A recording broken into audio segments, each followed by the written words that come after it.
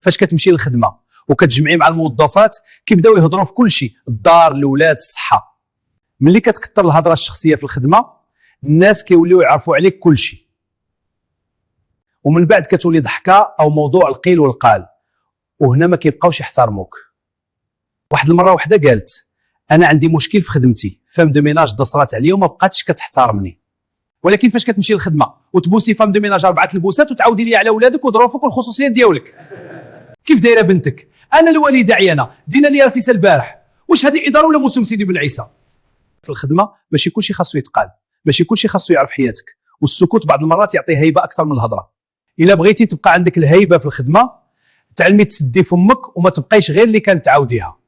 عرفي حاجه وحده، الهيبه ديالك كتبدا تنقص شويه بشويه الا خليتي الهضره الشخصيه تغلبك.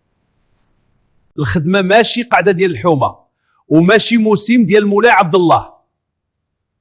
الخدمه عندها قانون بسيط، خدمي وسدي فمك شويه بلا ما تدخلي في حوايج ما جا يوقفهم من بعد. خليو لينا رايكم في التعاليق، واش حتى انت شفت شي مواقف بحال هذه في خدمتك؟ واش تعلمتي شي حاجه اليوم؟